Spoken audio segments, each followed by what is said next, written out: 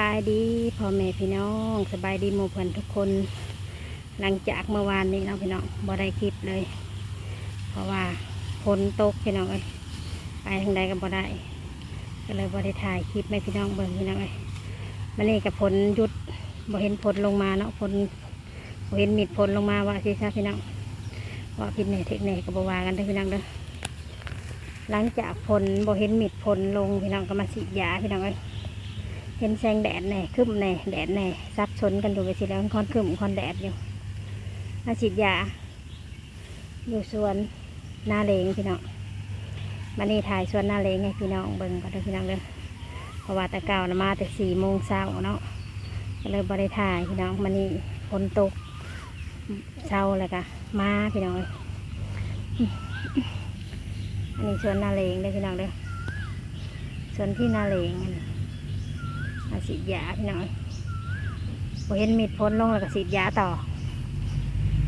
ฝนตก2 มื้อ3 มื้อพี่น้องเอ้ยมันนี่เห็นบ่เห็นตกนะว่ากำลังอยู่พี่น้องเอ้ยว่ากันได้เมื่อยลากสายบ่เพราะว่าลากสายไปนำเป็นมือกองไปนำเนาะบ่เห็นมีดฝนแล้วก็มาเลยพี่น้องอันนี้ชวนที่นาเลงพี่น้องมาล้างสารคือกันพี่น้องเพราะว่าตัดกะยังบ่หลายดอกถ้ายังกะไล่แล้วก็สิประมาณตันหน่อยพี่น้องตันกลัวเนาะยังเหลืออยู่ลำต้นก็ได้บางต้นหาลูกพี่น้องบางต้นก็ได้บางต้นก็10 ลูกคือกันยังไม่ได้โหลต้นยังไม่ได้โหลสวนดอกพี่น้อง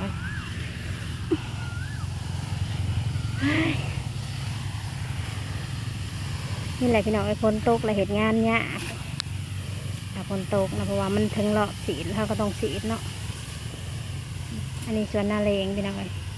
เพิ่งถ่ายเบิ่งกันหนึ่งเลยพี่น้องเลยสวนนาเลงนี่เพราะว่ามาแต่เช้าพี่น้องเลยแต่เก่านะมาแต่เช้ามาแต่4 โมงเช้ามานี่นะ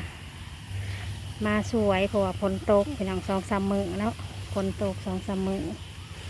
มาที่นี่ฝนหยุดแล้วก็มาเลยได้พี่น้องเห็นบ่ค่อนคึ้มค่อนแดดมาอยู่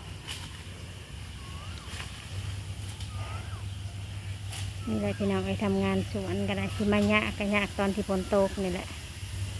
เบิ่งพี่น้องเบิ่งเราล้างสารพี่น้องหลังจากลูกเลือหน่อยแล้วก็ล้างสารเนาะล้างสารกันขึ้นต้นขึ้นใบใหม่แล้วบัดทีนี้พี่น้องเลยฉีดยาไม่ได้ใช้พี่น้องเบิ่งไปรอบๆก็ได้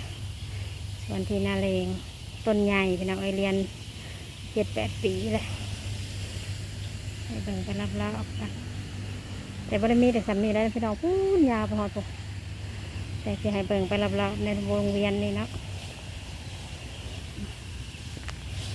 นี่แหละพี่น้องต้นทุเรียนก็จะอยู่ประมาณนี้